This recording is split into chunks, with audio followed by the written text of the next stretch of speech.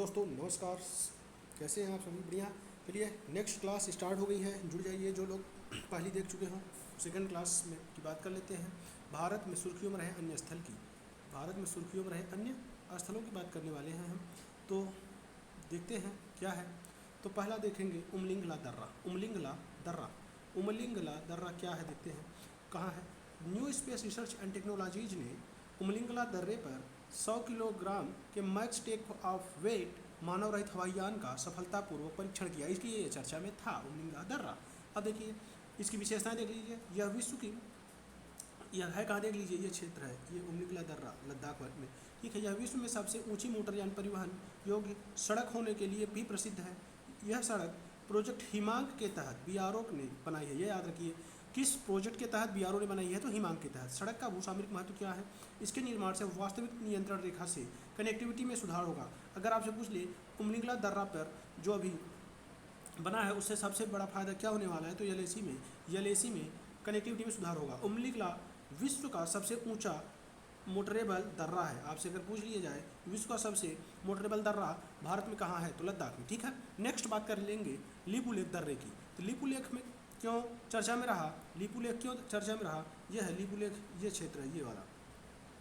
ठीक है, तो लिपुलेख देख रहे हैं, ये क्या उत्तराखंड है ना। ठीक, चलिए तीर्थयात्रियों के पहले जत्थे के पुराने लिपुलेख दर्रे से कैलाश पर्वत का दर्शन किया। यह व्यास घाटी उत्तराखंड में अवस्थित एक महत्वपूर्ण अंतर्राष्ट्रीय पर्वतीय दर्रा है। ये भी याद रखिए, अगर पूछ लिया जाए लिपुलेख दर्रा राष्ट्रीय अंतर्राष्ट्रीय, तो अंतर्राष्ट्रीय पर्वतीय दर्रा है। यह दर्रा भारत नेपाल और चीन के ट्राई जंक्शन के बीच जंक्शन बनाता है। मतलब भारत और नेपाल और जो तिब्बत ऑक्यूपाइड है चीन का।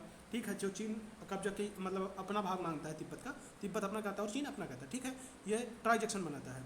यहाँ भूटिया लोग रहते हैं। अगर आपसे पूछ लिया जाए भूटिया लोग कहाँ रहते हैं, तो आप बताएंगे कि भूटिया लोग जो हैं वह लिपुलेख दर्रा के क्षेत्र में जो भारत नेपाल और चीन के बीच ट्राई जंक्शन बनाता है वहाँ रहते हैं। तो ये कहाँ है, व्यास घाटी उत्तराखंड में। अब चलिए इसके बाद बात करेंगे हम इसके बाद बात करेंगे हम सियांग घाटी की। सियांग घाटी देखते हैं।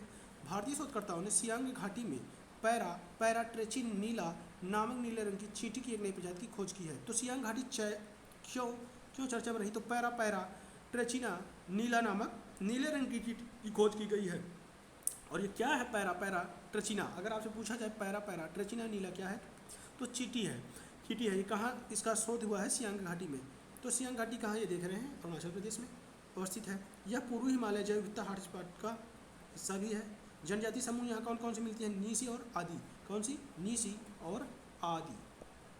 ठीक है, चलिए उसके बाद बात कर रहे हैं हम मुल्ला पेरियार की बात करेंगे हम। अब हम बात करने वाले हैं मुल्ला पेरियार जो मुल्ला पेरियार है। ठीक है, मुल्ला पेरियार बांध की बात करेंगे हम। यह तमिलनाडु ने सुप्रीम कोर्ट में याचिका दायर कर केरल सरकार पर मुल्ला पेरियार बांध को मजबूत करने के कार्य में जानबूझकर बाधा डालने का आरोप लगाया है। अब आपसे पूछे यहाँ से अगर प्रश्न बनाना है तो सीधा मैं बनाऊंगा कि बताइए मुल्ला पेरियार बांध किन दो राज्यों के बीच विवाद का मुद्दा है, तो तमिलनाडु और केरल के बीच। ठीक, इस बांध का निर्माण कब हुआ, तो 1887 से 1895, मतलब ब्रिटिश ईस्ट इंडिया कंपनी के समय, जब यहाँ ब्रिटिश राज करते थे उस समय इसका निर्माण हुआ है। ठीक है, क्षेत्र तो देख ही रहे हैं ना, ये है केरल में है, अवस्थित कहाँ है, केरल में है। ठीक है, केरल के इडुक्की जिले में पेरियार टाइगर रिजर्व के भीतर यह अवस्थित है। तो अगर पूछ लिया जाए किस टाइगर रिजर्व के भीतर यह स्थित है, तो पेरियार टाइगर रिजर्व के बीच। ठीक, पेरियार नदी की जलाशय को पूर्व की ओर तमिलनाडु बैगाई बेसिन की ओर मोड़ना। ठीक है, इसका जो उद्देश्य है मेन, जो पेरियार नदी की जलधारा है उसको पूर्व की ओर मोड़कर तमिलनाडु की ओर मोड़ना, मतलब बैगाई बेसिन में। इस बात का संचालन रख रखाव कौन करता है, तमिलनाडु द्वारा। याद रखिए यहाँ अवस्थिति जो है वह है केरल में, और काम जो देख रेख करता है वो करता है तमिलनाडु। ठीक है, तो इसलिए याद रखेंगे चीज।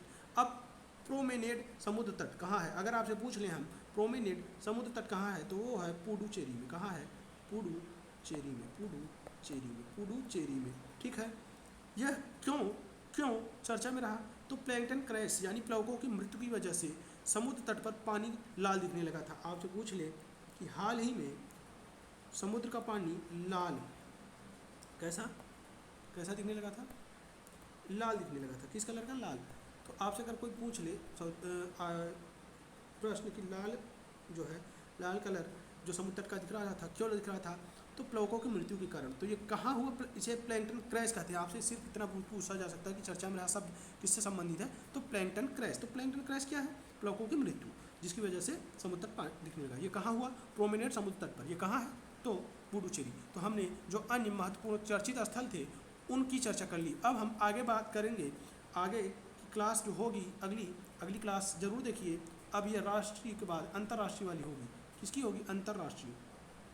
किसकी होगी? तो अंतर्राष्ट्रीय। ठीक है। तो अब हम जो करेंगे कल वो अंतर्राष्ट्रीय मैपिंग करेंगे। ठीक है, ये 2 क्लासेज हो गई। अब आगे अंतर्राष्ट्रीय क्लासेज करेंगे। आज के इस क्लास में इतना ही। धन्यवाद। चैनल को सब्सक्राइब कर लीजिए, लाइक शेयर जरूर करिए, जिससे ज़्यादा से ज़्यादा लोगों तक पहुँच सके। रेगुलर आपको वीडियो जैसे ही समय मिलेगा मैं बना के अपडेट करके देता रहूँगा। धन्यवाद।